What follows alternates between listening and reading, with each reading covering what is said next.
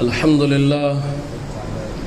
لله نحمده ونستعينه ونستغفره ونؤمن به ونتوكل عليه ونعوذ بالله من شرور أنفسنا ومن سيئات أعمالنا من يهده الله فلا مضل له ومن يضلله فلا هادي له ونشهد أن لا إله إلا الله وحده لا شريك له ونشهد أن سيدنا وسندنا ومولانا ومحترمنا ومكرمنا وهادينا ورسولنا محمد صلى الله تعالى عليه وعلى آله وأصحابه وأزواجه وذرياته وأهل بيته أجمعين. أما بعد فأعوذ بالله من الشيطان الرجيم. بسم الله الرحمن الرحيم. تبارك الذي بيده الملك وهو على كل شيء قدير الذي خلق الموت والحياة ليبلوكم أيكم أحسن عملا وهو العزيز الغفور. قال الله تبارك وتعالى في القرآن المجيد: يا أيها الإنسان ما غرك بربك الكريم الذي خلقك فسواك فعدلك في أي صورة ما شاء ركبك. قال الله تبارك وتعالى في القرآن المجيد: قتل الإنسان ما أكفره من أي شيء خلقه من نطفة خلقه فقدره ثم السبيل يسره ثم أماته فأقبره ثم إذا شاء أنشره. صدق الله مولانا العلي العظيم.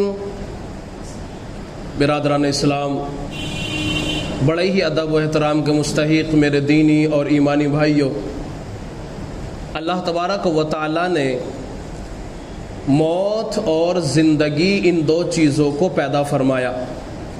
آیت کریمہ میں نے آپ کے سامنے سورہ ملک کی آیت نمبر 2 پڑھی ہے، اور اس آیت کریمہ میں اللہ تعالیٰ نے دو باتوں کا تذکرہ کیا ہے، ایک موت کا اور ایک زندگی کا. موت کیا ہے، زندگی کیا ہے؟ دنیا کے اندر کوئی بھی شخص ایسا پیدا ہی نہیں ہوا اور نہ قیامت کی صبح تک پیدا ہو سکتا ہے کہ وہ موت اور زندگی کے اصل اور اس کی حقیقت کو آپ کے سامنے واضح کر سکے. اس کی حقیقت یعنی موت کی حقیقت یا موت یا زندگی کی حقیقت، ان دونوں کی حقیقت کو صرف وہی واضح کر سکتا ہے جس نے موت کو پیدا کیا ہے اور جس نے زندگی کو پیدا کیا ہے.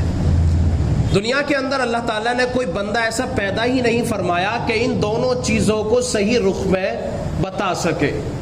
ہاں، نبی علیہ السلام کو اللہ تعالیٰ نے وہ علم عطا فرمایا جس کے ذریعے سے ان لوگوں کے سامنے موت کا کچھ پہلو بیان فرمایا کہ جو لوگ موت کے بعد کے منظر کا انکار کرنے والے تھے.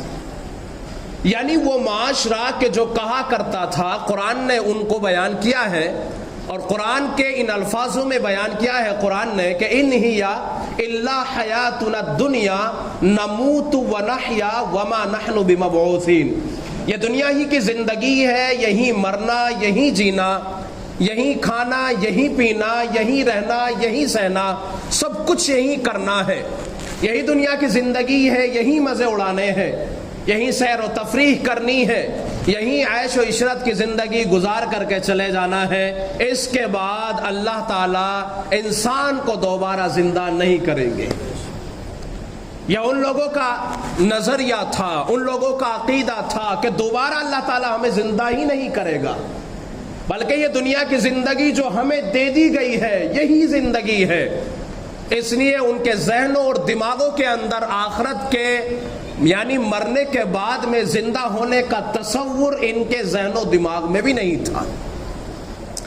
اسی بنیاد پہ قرآن مجید میں اللہ تبارک و تعالیٰ نے اس واقعے کو نقل فرمایا ہے کہ جس میں اعتراض کیا گیا تھا موت کے بعد دوبارہ زندہ ہونے کے اوپر. قرآن مجید نے اس کو بیان کیا ہے سورہ یاسین کے آخر رکوع میں.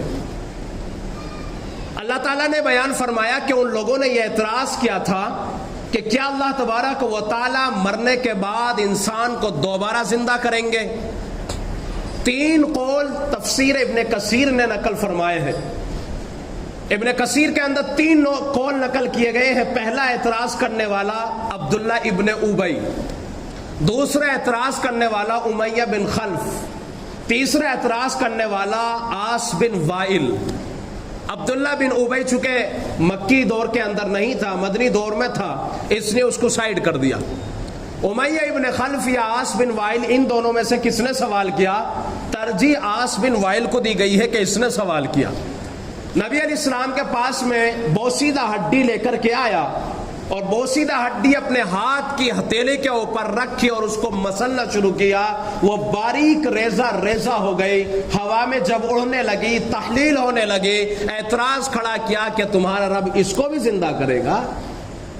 وہ ہڈیاں جو بوسیدہ ہو چکی ہیں، وہ ہڈیاں جو زیر زمین ہو کر کے تحلیل ہو چکی ہیں، مٹی میں مل چکی ہیں، اس کے جسم کو ساری چیزوں نے کھا کر کے ختم کر دیا، پھر آخر تمہارا رب ان کو کیسے زندہ کرے گا؟ اللہ فرماتا ہے کیا تو بھول گیا اپنی تخلیق کو؟ کیا تو بھول گیا اپنی پیدائش کو؟ کیا تو بھول گیا اس نطفے اور ناپاک اور پانی کے اس ناپاک قطرے کو کہ جس سے ہم نے تجھے پیدا کیا تھا؟ الم نخلقکم من ماء مہین.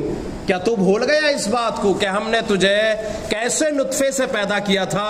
وہ نطفہ ایسا تھا جو حقیر تھا، جو ذلیل تھا، کپڑے پہ لگ جاتا ناپاک کر دیا کرتا، کپڑے کو جسم سے نکل جایا کرتا، غسل فرض کر دیا کرتا.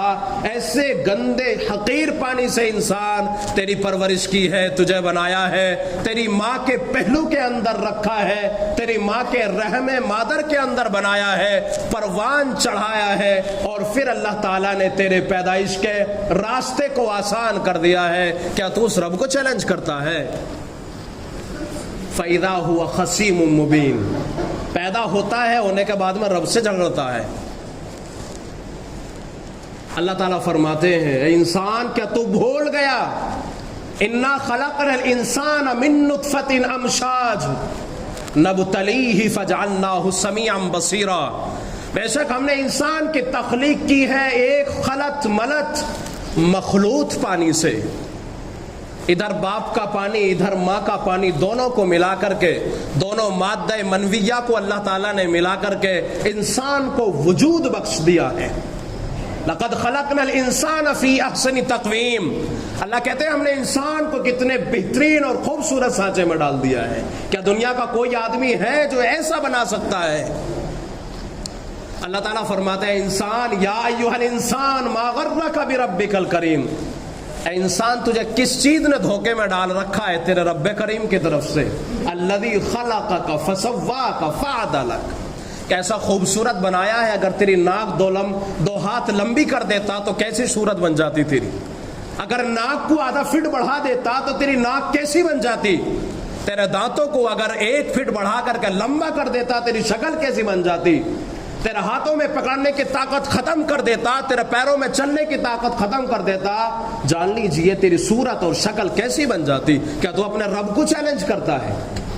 آخر وہ اللہ کہ جس نے تجھے بغیر نمونے کے پیدا کر دیا. اے انسان کہ جس کو اللہ تعالیٰ نے بغیر نمونے کے پیدا کر کے انسان کو وجود بخش دیا، تو اس رب کو چیلنج کرتا ہے. اور اس رب نے تو پہلے سے بنا کر کے تجھے پیدا کر دیا اور پھر تجھے موت دے دی، اور موت کے بعد میں پھر تجھے زندہ کرے گا، اور پھر اس موت کے بعد میں زندہ کر کے اپنے سامنے کھڑا کرے گا اور پھر پوچھے گا، سوال کرے گا میں نے تجھے زندگی دی تھی کیا کر کے آیا ہے. یہ زندگی ہے انسان کی جو چل رہی ہے، جس زندگی کے اندر ہم رات اور دن گزار رہے ہیں، صبح و شام لیل و نہار گزار رہے ہیں، جس کی تاریکی اور روشنی میں ہم اپنی زندگی کا سفر طے کرتے ہوئے روز بروز، لمحہ بلمحہ، سیکنڈ بہ سیکنڈ قریب ہوتے جا رہے ہیں اب موت اور قبر کے. وہ اللہ کے جس نے انسان کو وجود بخشا ہے، آخر اس رب کا کیسے انکار کر سکتے ہو؟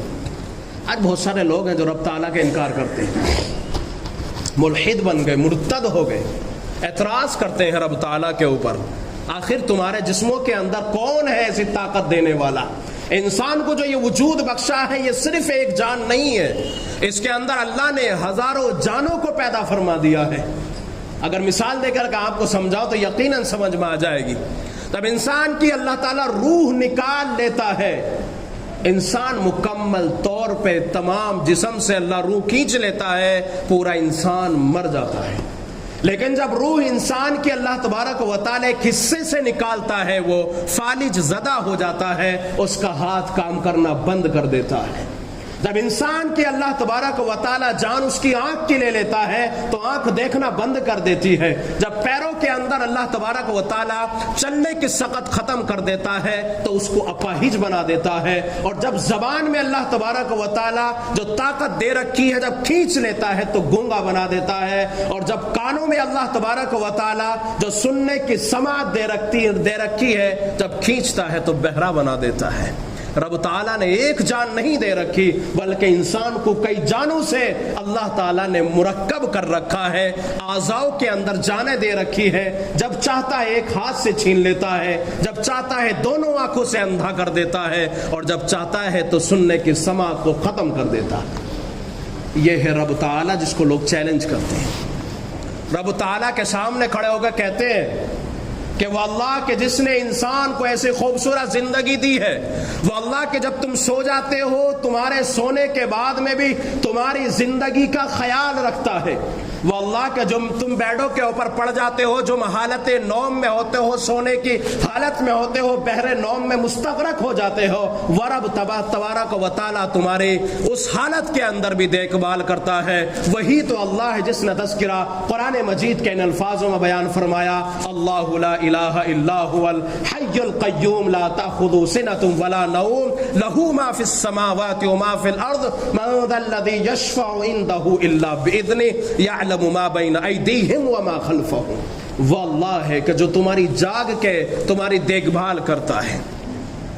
9 مہینے جب ماں کے پیٹ کے اندر رہتے ہو، 3 کھالوں 3 اندھیروں 3 جلدوں کے اندر رہتے ہو، رب تعالی وہاں بھی پرورش کرتا ہے، اور جیسی صورت چاہتا ہے ویسی بنا کر کے پیش کر دیتا ہے۔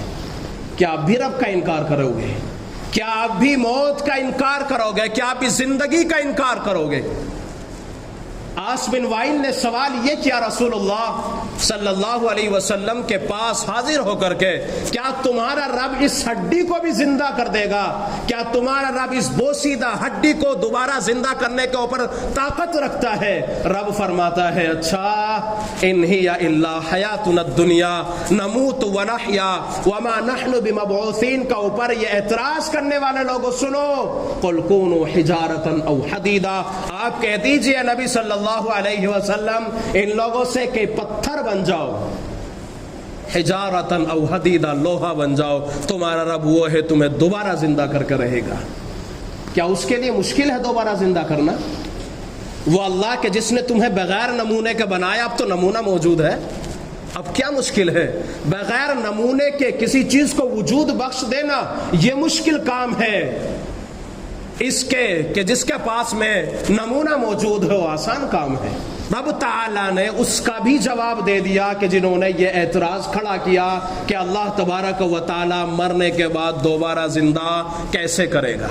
اللہ تعالیٰ فرماتا ہے اَأَنْتُمْ أَشَدُّ خَلْقًا أَمِ السَّمَاءُ بَنَاهَا رَفَعَ سَمْكَهَا فَسَوَّاهَا وَأَغْطَشَ لَيْلَهَا وَأَخْرَجَ ضُحَاهَا وَالْأَرْضَ بَعْدَ ذَلِكَ دَحَاهَا أَخْرَجَ مِنْهَا مَاءَهَا وَمَرْعَاهَا۔ اس کے لیے کوئی مشکل ہے؟ آسمان کتنا بلند بنایا، کتنا اونچا بنایا، کیسا خوبصورت بنایا، بغیر نمونے کے بنایا، چھت کو بلند کر دیا، اونچائی کو آپ کے سروں سے اوپر پہنچا دیا۔ دنیا میں کوئی طاقت ہے کہ اس کے آخری پہلو تک پہنچ سکے؟ دنیا میں کسی میں طاقت ہے کہ اس کے آخری سرے کا پتہ لگا سکے؟ ہرگز پتہ نہیں لگا سکتا۔ اللہ تعالیٰ نے یہ دنیا جو چھوٹی سی بنائی ہے اس کا آخری پہلو انسان پتہ نہیں لگا سکتا۔ یہ رب تعالیٰ کے پیدا کرنے کے اوپر انسان آخر کیسے اعتراض کھڑا کر سکتا ہے؟ اس لیے اللہ تبارک و تعالیٰ نے فرمایا یخرج من بین الصلب والترائب، انسان کو اللہ تعالیٰ نے جو پیدا فرمایا ہے وہ یوں ہی پیدا نہیں فرما دیا۔ جب انسان اپنی پیدائش کے اوپر غور کرتا ہے، فکر کرتا ہے، سوچتا ہے، سمجھتا ہے، یقیناً وہ اپنی پیشانی کو رب تعالیٰ کے سامنے سجدہ ریز کرنے کے اوپر مجبور ہو جاتا ہے اور وہ کہتا ہے تو ہی ہے میرا رب جس نے مجھے ایسی خوبصورت زندگی عطا فرمائی ہے۔ اس لیے اللہ تعالیٰ فرماتے ہیں الذی خلق سبع سماوات طباقا ما ترى في خلق الرحمن من تفاوت فارجع البصر هل ترى من فطور ثم ارجع البصر کرتین ينقلب الیک البصر خاسئا وهو حسیر۔ 7 تلا اوپر آسمان پیدا کیے، پھٹن نظر آتی ہے، شگاف نظر آتا ہے، کہیں کوئی کمی نظر آتی ہے ہماری کاریگری میں، کوئی تو نے کمی دیکھی ایک بار نگاہ ڈال، اگر وہ پیٹرن محسوس نہ ہو سکے، اگر وہاں پر تیری نگاہ کی رسائی نہ ہو سکے، دوبارہ ڈال کے بتا کیا پیٹرن ہے اس میں۔ وہ رب تعالیٰ ہے جس نے تمام چیزوں کو ایسا وجود بخشا ہے، انسان اس بات پہ مجبور ہو جاتا ہے کہ واقعی وہی ہے عبادت کے لائق، اس کے سوا کوئی عبادت کے لائق نہیں ہے۔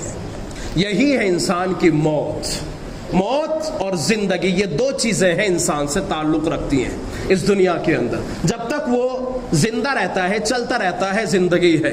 جب زندگی ختم ہوتی ہے، موت ہے۔ موت سے بعد کا اعتراض کرنے والے یہی کفار مکہ تھے۔ اس دور میں بھی اعتراض تھا، آج بھی اعتراض ہے، جواب قرآن مجید نے دے دیا ہے۔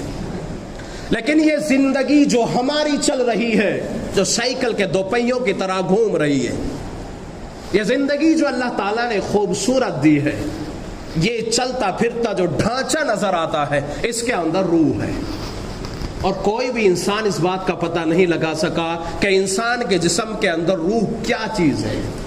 قرآن مجید نے بھی ایک لفظ بیان کیا اور خاموش ہے، یسألونک عن الروح قل الروح من امر ربی، بس اس سے آگے کچھ نہیں کہا۔ یہ روح اللہ تبارک و تعالیٰ کا حکم ہے، اتنی بات سمجھو۔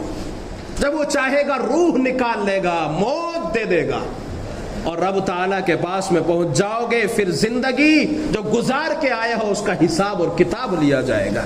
اب بتانا پڑے گا یہاں رہ کر کے کہ وہ جو دنیا کی زندگی گزار کے آئے تھے اور اس کے بعد میں جو موت طاری ہو گئی، اصل بات یہ ہے کہ موت سے آج تک کسی نے انکار ہی نہیں کیا، چاہے وہ ملحد رہا، چاہے یہودی رہا، نصرانی رہا، مسلمان رہا، بدھسٹ رہا، سکھ مت میں چاہے تعلق رکھتا ہو، کسی بھی مذہب سے تعلق رکھتا ہو، لیکن آج تک کسی بھی انسان نے موت کا انکار نہیں کیا۔ تمام چیزوں میں اختلافات ہیں، مرنے کے بعد زندہ ہونا نہیں ہونا اختلافات ہیں، یہ روح کیا چیز ہے اختلافات ہے، موت کیسے آتی ہے اختلافات ہے، لیکن موت آنی ہے یہ سب کا اتفاق ہے کہ موت تو آ کے رہے گی، اس کو کوئی نہیں ٹال سکتا، سب جانتے ہیں۔ لیکن موت بھی ایک وقت آتی ہے، نہ پہلے نہ بعد آتی ہے۔ قرآن مجید نے ان الفاظوں میں بیان فرمایا ہے فَإِذَا جَاءَ أَجَلُهُمْ لَا يَسْتَأْخِرُونَ سَاعَةً وَلَا يَسْتَقْدِمُونَ۔ جب تک اللہ تعالیٰ نے آپ کو زندگی دینی ہے، رکھنا ہے دنیا میں، موت آپ کی حفاظت کرے گی، اور جب موت واقع ہو جائے گی، جب ٹائم آ جائے گا، پھر آپ کو کوئی نہیں بچا سکتا۔ چنانچہ ڈاکٹرز بھی اپنے ہاتھوں کو کھڑا کر دیتے ہیں اور کہہ دیتے ہیں آخری وقت آ چکا ہے، اب اسے کوئی نہیں بچا سکتا۔ کیا دنیا میں کوئی ایسا پیدا ہوا جو بچا سکے؟ کوئی پیدا نہیں ہوا۔ پیغمبر بڑے بڑے دنیا سے چلے گئے، بڑے بڑے سائنسدان چلے گئے، جاتے رہیں گے، بڑے بڑے ڈاکٹر پیدا ہوئے، ہوتے رہیں گے، لیکن آج تک کسی نے موت سے کسی انسان کو نہ بچایا ہے، اور نہ موت کسی دوا کے ذریعے سے اس بیماری کا علاج کر سکتی ہے کہ یہ دوا کھلا دی جائے اور یہ ہمیشہ کے لیے زندہ رہیں گے، آج تک کبھی نہیں ہوا۔ قرآن مجید میں اللہ تعالیٰ نے سورہ رحمان میں ان الفاظوں میں بیان فرمایا ہے کل من علیہا فان، ہر چیز فنا ہو جانی ہے، باقی صرف اللہ کی ذات رہنی ہے۔ اس لیے میرے بھائیو یہ 2 چیزیں الذی خلق الموت والحیات، یہ موت اور زندگی کیوں پیدا کی ہے؟ لیبلوکم ایکم احسن عملا، اس لیے پیدا کی ہے تاکہ تمہیں دیکھے اللہ تعالیٰ تم میں اعمال اچھے کون کر کے آتا ہے، کس نے نیک اعمال کیے ہیں دنیا کی زندگی میں، کون اپنی زندگی کیسے گزار کا آیا ہے۔ ہر ایک پائی پائی کا حساب، لمحے لمحے کا حساب دینا ہوگا۔ یہ مت سمجھنا کہ رب بھول گیا ہے، لا تحسبن اللہ غافلا، وہ غافل نہیں رہتا، وہ ہر چیز کو نوٹ کرتا ہے، किरामन कातिबीन यअलमून मा तफ़अलून। जो तुम करते हो ये फरिश्ते लिख रहे हैं, सारे का सारा बायोडाटा रब्बुल आलमीन के सामने पेश होना है। इसलिए जब आदमी कुछ करे तो सोच समझ के करे। ये दुनिया की ज़िंदगी बहुत दिन तक नहीं है, मालूम नहीं सुबह हो पाएगी या नहीं, मालूम नहीं एक पैर के बाद दूसरा रख पाएंगे या नहीं, मालूम नहीं पहली मंजिल से नीचे आएंगे या नहीं, और पहली मंजिल से दूसरी पर पहुंचेंगे या नहीं। ग्राउंड से फर्स्ट पर और फर्स्ट से ग्राउंड पर आना जरूरी नहीं है, मौत उससे पहले आ सकती है, बशर्ते का वक्त आ चुका हो। इसलिए मेरे भाइयों, ये जो दुनिया की ज़िंदगी है इसको खूबसूरत बनाएं। ये बनेगी आमाल से, ये बनेगी जब आप अच्छे आमाल करते हैं। ये ज़िंदगी खूबसूरत तब बनेगी जब आपके जहन के अंदर और दिमाग के अंदर मौत रहती है। मौत से डरना नहीं है, मौत से डरना नहीं है, मौत को याद करते रहना है कि मौत एक वक्त आएगी, मालूम नहीं कब आएगी, बस यही डरते रहना है। अल्लाह ताला मेरे दिल के अंदर भी ये खौफ पैदा फरमाए कि मरने के बाद हिसाब देना है, रब ताला के सामने खड़ा होना है, एक एक लम्हे का हिसाब देना है, रात और सुबह का, दिन और शाम का हिसाब देना है रब्बुल आलमीन के सामने खड़े होकर के।